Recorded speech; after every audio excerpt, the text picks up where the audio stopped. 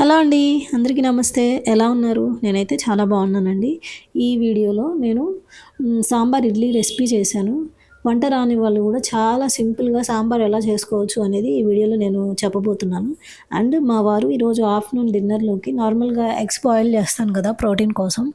డైరెక్ట్‌గా ఎగ్స్ తినడానికి బోరింగ్‌గా ఉంది అని చెప్పేసి కోడిగుడ్డు, ఉల్లికారంతోటి చేద్దాము అని అన్నారు. ఓకే అని చెప్పాను. So, let's get into the video. And afternoon కర్రీకి అయితే నేను దొండకాయ పచ్చడి చేశానండి. నాకు రోటి పచ్చళ్ళు అంటే చాలా ఇష్టం. తక్కువ ఆయిల్‌తో చేసుకోవచ్చు. అండ్ కొంచెం కర్రీ కూడా ఎక్కువ తినొచ్చు. కొంచెం టేస్ట్ బావుంటుంది కాబట్టి. సో, కోడిగుడ్డు ఉల్లికారంకి ఫస్ట్ అయితే మనం ఎగ్స్‌ని బాయిల్ చేయాలండి. మేమైతే ఇద్దరం ఉన్నాం కాబట్టి 4 ఎగ్స్ తీసుకున్నాము. అట్‌లీస్ట్ ఒక 15 మినిట్స్ అయినా ఎగ్స్‌ని బాయిల్ చేసిన తర్వాత పీల్ ఆఫ్ చేసేసి పక్కన పెట్టుకోవాలి. అండ్ కర్రీ కోసము ఒక ఆనియను, ఒక 2 పచ్చిమిర్చి తీసుకున్నాను. ఆనియన్ ఒకవేళ మరీ చిన్నగా ఉన్నట్లయితే 2 ఆనియన్స్ తీసుకోండి. అవి చిన్న చిన్న పీసెస్‌గా కట్ చేసుకోవాలి. అండ్ వెల్లుల్లి కారం కోసం వెల్లుల్లిపాయలు అండ్ కారం, ఉప్పు దంచి పెట్టుకోవాలన్నమాట పక్కనకి. అండ్ ఈ కర్రీ చాలా చాలా సింపుల్ అండి. పెద్దగా ప్రాసెస్ కూడా ఏముండదు. జస్ట్ ప్యాన్ హీట్ చేసుకొని దాంట్లో కొంచెం ఆయిల్ వేసుకొని, కొంతమంది తాలింపు గింజలు వేసుకుంటారు. కొంతమందికి తాలింపు గింజలు ఇష్టం ఉండదు. మా వారికైతే తాలింపు గింజలు వేస్తే ఇష్టం ఉండదు కాబట్టి తాలింపు గింజలు వేయకుండా చేస్తున్నాను. అండ్ మీ దగ్గర కరివేపాకు ఉంటే కరివేపాకు కూడా వేసుకోవచ్చు తాలింపు గింజలు వేసి. వాటిలో ఉల్లిగడ్డ, పచ్చిమిరపకాయని బాగా ఫ్రై అయ్యి బ్రౌన్ కలర్ వచ్చేదాకా ఫ్రై చేసుకోవాలన్నమాట. అండ్ ఫస్ట్ ఆయిల్‌లో ఎగ్స్‌ని హాఫ్‌గా కట్ చేసుకొని ఫస్ట్ ఎగ్స్‌ని బాగా బ్రౌన్ కలర్ వచ్చేదాకా ఫ్రై చేసి పక్కన పెట్టుకోవాలి. అండ్ దెన్ మనం ఉల్లిగడ్డ, పచ్చిమిరపకాయ బాగా బ్రౌన్ కలర్ వచ్చిన తర్వాత దాంట్లో మనం తీసుకున్న వెల్లుల్లి కారాన్ని కొంచెం పచ్చివాసన పోయేదాకా ఫ్రై చేసుకొని, ఆ తర్వాత మనకు కావాల్సిన స్పైసెస్ ఉంటాయి కదా! పసుపు, ఉప్పు లాంటివి. కారం ఆల్రెడీ మనం దంచి పెట్టుకున్నాం కాబట్టి అది వేసుకొని జస్ట్ ఫ్రై చేసిన ఎగ్స్‌ని మిక్స్ చేసుకోవడమే. చాలా సింపుల్ అండి. నువ్వు ఎగ్స్ బాయిల్ చేసి పక్కన పెట్టుకున్నావంటే 5 మినిట్స్ కూడా టైం పట్టదు.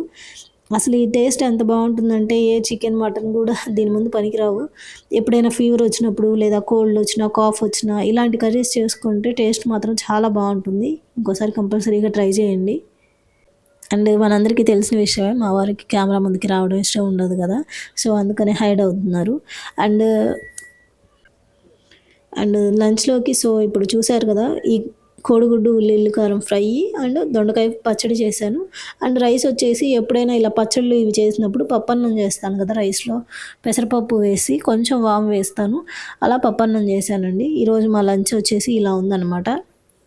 అండ్ వన్ మోర్ థింగ్ అండి. ఒకప్పుడు అనేవాళ్ళు యెల్లో తింటే కొలెస్ట్రాల్ వస్తుంది లేదా హార్ట్ హెల్త్‌కి మంచిది కాదు అని. అండ్ అది కూడా ప్రూవ్ చేశారు. ఎగ్ యెల్లో తినడం వల్ల కొలెస్ట్రాల్ వస్తుందని గానీ అదన్నీ అబద్ధము అని చెప్పేసి హార్ట్ హెల్త్‌కి కూడా ఎటువంటి ఇబ్బంది లేదు.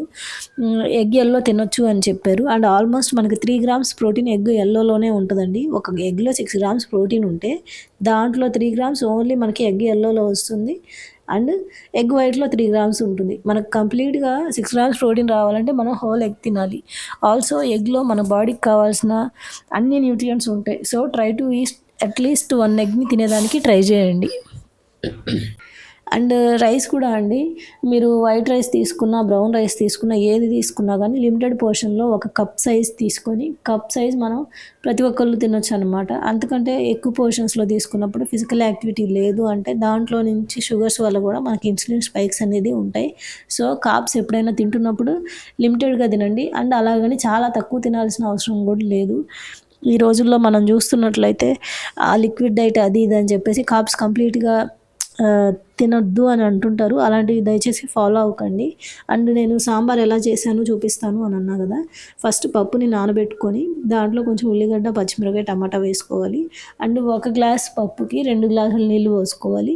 అండ్ అట్‌లీస్ట్ ఒక 5 విజిల్స్ వచ్చేదాకా ఉంచారు అని అంటే అది మెత్తగా అవుతుంది. తర్వాత కొంచెం స్మాష్ చేసుకోవాలనమాట. అండ్ నేను దాంట్లోనే కొంచెం పసుపు కూడా వేశాను. అండ్ ఈ పప్పు నానబెట్టేటప్పుడే కొంచెం చింతపండు కూడా ఒక నిమ్మకాయ సైజ్ అంత చింతపండుని తీసుకొని నానబెట్టుకొని పెట్టుకోవాలి. ఎందుకంటే మనకు సాంబార్‌లోకి చింతపండు కూడా కావాలి. అండ్ కొంతమంది వెజిటబుల్స్ ఇష్టం ఉన్నట్లయితే వెజిటబుల్స్ కూడా వేసుకోవచ్చు. మా ఇంట్లో వాళ్ళు వెజిటబుల్స్ వేసేదానికంటే వేయకపోతేనే సాంబార్ ఎక్కువ ఇష్టపడతారు. అండ్ సాంబార్‌లోకి సాంబార్ పొడి కావాలి కదా! దానికోసం పచ్చిపప్పు, మినపగుండ్లు అండ్ జీలకర్ర, కొంచెం మెంతులు కూడా వేసుకోవాలి. అండ్ ధనియాలండి మెయిన్‌గా. వీటిని బాగా గోల్డెన్ బ్రౌన్ వచ్చేదాకా ఫ్రై చేసుకొని, పొడి చేసుకొని పెట్టుకోవాలి. వీటి వల్ల మనకి టేస్ట్ చాలా ఎన్హాన్స్ అవుతుంది. అండ్ ఫ్రై చేసుకునేటప్పుడు కొంచెం సిమ్లో పెట్టుకొని చేసుకునేదానికి ట్రై చేయండి. ఎందుకంటే పచ్చిపప్పు అలాంటివి కొంచెం టైం పడతాయి. ధనియాలు ఇవి మాత్రం త్వరగా అవుతాయి కాబట్టి ఫస్ట్ పచ్చిపప్పు వేపుకున్న తర్వాత కొంచెం మినపగుండ్లు ధనియాలు అవన్నీ మధ్యలో వేసుకోవడం మంచిది. అండ్ సాంబారు నేను ఎప్పుడైనా ఒకసారి చేస్తానండి. నేను ఈ సాంబార్ రెసిపీ కూడా నేను యూట్యూబ్లో చూసి నేర్చుకున్నదే. అంతకుముందు నాకు సాంబార్ అంటే పెద్దగా తెలిసేది కాదు. 1, 2 వీడియోలు అలా చూసి చేయగా దాంట్లో పర్ఫెక్షన్ వచ్చిందనమాట. అనుకుంటాము సాంబార్ చాలా కష్టమేమో అని. కొంచెం టైం టేకింగ్ బట్ టేస్ట్ మాత్రం చాలా బాగుంటుంది. కొంచెం ఎక్కువ క్వాలిటీలో చేసి పెట్టుకున్నాము, ఫ్రిడ్జ్లో పెట్టుకున్నామంటే 2 రోజులు మనం వాడుకోవచ్చు. ఇక్కడ పప్పు మెత్తగా ఉడికింది అండ్ ఇడ్లీ పెట్టేసుకున్నాను. అండ్ ఇడ్లీలో మేము ఇంట్లో ముగ్గురు ఉన్నాం కాబట్టి ముగ్గురికి సరిపడా ఇడ్లీ పెట్టుకొని రిమైనింగ్ వాటిలో బ్రోకలీ పెట్టాను. అవి కూడా బాయిల్ అవుతాయి, స్టీమ్ బాయిల్ అవుతాయి అని చెప్పేసి సలాడ్లోకి కొంచెం స్టీమ్ బాయిల్ అయి ఉన్న బ్రోకోలీని కర్డ్లో సాల్ట్ పెప్పర్ వేసి మేము తినేస్తాము. సో ఇడ్లీ కూడా అంతేనండి, 15 మినిట్స్ కూడా పట్టదు. సో పప్పు అయిపోయిన తర్వాత మనం ఇడ్లీ పెట్టేసుకున్నామంటే అది తాలింపు వేసేలోపు మనకి ఇడ్లీ రెడీగా ఉంటుంది, వేడివేడిగా తినేయచ్చు. అండ్ మనం ఉడికించుకున్న పప్పు ఉంది కదా, దాన్ని కొంచెం సేపు చల్లారిన తర్వాత మనకి గ్రైండ్ చేసుకుంటే మెత్తగా పేస్ట్లా అవుతుంది.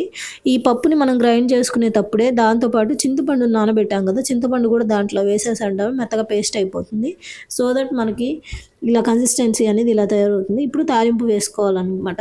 కొంచెం లైట్గా ఆయిల్ వేసుకొని దాంట్లో తాలింపు గింజలు మనకు తెలిసిందే కదా, పచ్చిపప్పు, మినపగుండ్లు, ఆవాలు, జీలకర్ర అండ్ కరివేపాకు. అండ్ మీకు కారం సరిపోదు అనుకుంటే ఎండుమిరపకాయలు కూడా వేసుకోవచ్చు. కొంచెం అరుగుదల కోసం పప్పు వేసాం కాబట్టి నేను ఇంగువ కూడా వేస్తున్నాను.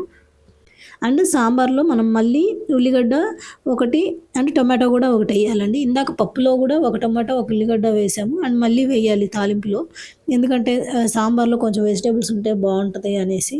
అండ్ మీ దగ్గర ఇంకేమైనా వెజిటేబుల్స్ ఉన్నట్లయితే సొరకాయ అలాంటివి కూడా, గుమ్మడికాయ కానీ మునక్కాయ కానీ మీకు ఇష్టమైన వెజిటేబుల్స్ అవి ఇప్పుడు యాడ్ చేసుకోవచ్చు అనమాట. సో దట్ మగ్గుతాయి ఆయిల్లో.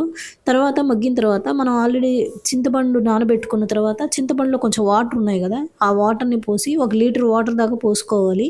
అవి బాగా మరిగిన తర్వాత ఆ పప్పును కూడా యాడ్ చేసి ఒక 2-3 పొంగులు తెల్లనిచ్చాము అని అంటే మనకి సాంబార్ రెడీ అయిపోతుందండి. ఇంత సింపుల్ ప్రాసెస్ అనమాట. సామాన్లు మాత్రం కొంచెం ఎక్కువే పడతాయండి సాంబార్ చేయడానికి. సో కన్సిస్టెన్సీ అయితే ఇలా ఉంటుంది పప్పు యాడ్ చేసిన తర్వాత. అండ్ మీరు టేస్ట్ చూసుకొని కొంచెం పసుపు ఆల్రెడీ వేసాం కదా, అవసరం లేదు. ఉప్పు కారం చూసుకొని అండ్ ఈ సాంబార్ సెట్ అవ్వడానికి దాంట్లో మనం కొంచెం లిటిల్ పీస్ జాగరి అంటే బెల్లం కూడా యాడ్ చేసుకోవాలి. అప్పుడు మనకి సాంబార్ అనేది పర్ఫెక్ట్ టేస్ట్ అనేది వస్తుంది. ఈ సాంబార్ మనకి ఇడ్లీలో బాగుంటుంది, రైస్లో కూడా తినొచ్చు. అండ్ మనం ప్రతిరోజు ఇడ్లీలోకి చట్నీ అంటే బోరే కదా ఇంట్లో వాళ్ళకి కూడా, అందుకనే అప్పుడప్పుడు ఇలా సాంబార్ ఇలాంటివి చేసామంటే ఇడ్లీ కొంచెం ఇష్టంగా తింటారు. నాకైతే ఈరోజు సాంబార్ చాలా మంచిగా కుదిరిందండి, మా ఇంట్లో వాళ్ళు కూడా ఇష్టపడ్డారు తినడానికి. అండ్ ఇడ్లీ వచ్చేసి అయిపోయింది ఈ సాంబార్ అయ్యేలోపు. సో ఈ విధంగా నేను డిన్నర్లోకి ఇడ్లీ అండ్ సాంబార్ చేశాను. అండ్ ఈ సాంబార్ రెసిపీ మాత్రం నాకు చాలా చాలా చాలా ఇష్టం అండి. పప్పుచారు, సాంబారు ఇలాంటివన్నీ టేస్ట్ చాలా బాగుంటాయి కదా. అండ్ పప్పు కాబట్టి ప్రోటీన్ కూడా ఎక్కువ ఉంటుంది. సో ఇడ్లీ సాంబార్ ఇలా చేసుకున్నాము అని అంటే దగ్గర 4 ఇడ్లీలకి 3-4 గంటలు సాంబార్ కంటే ఎక్కువ కూడా తినొచ్చండి. టేస్ట్ నిజంగా అంత బాగుంటుంది. కొంచెం కారం తక్కువ వేస్తాను నేను, పిల్లలు ఉన్నారు కాబట్టి. అండ్ ఇందాక బ్రొకోలీ బాయిల్ చేశాను కదా, దాన్ని పెరుగులో యాడ్ చేసుకొని కొంచెం టేస్ట్ కోసం పీనట్స్ కూడా యాడ్ చేసుకున్నాను. అండ్ లిమిటెడ్ పోర్షన్స్లో తీసుకుంటున్నాను కాబట్టి థైరాయిడ్ ఉన్నా కూడా తినొచ్చండి. ఎప్పుడైనా 1 kg అలా తీసుకుంటే మనం తినకూడదేమో అని ఆలోచించాలి, కానీ లిమిటెడ్ పోర్షన్స్లో తీసుకుంటే ఇబ్బంది ఏం లేదు. That's it for the 2 days video. Bye.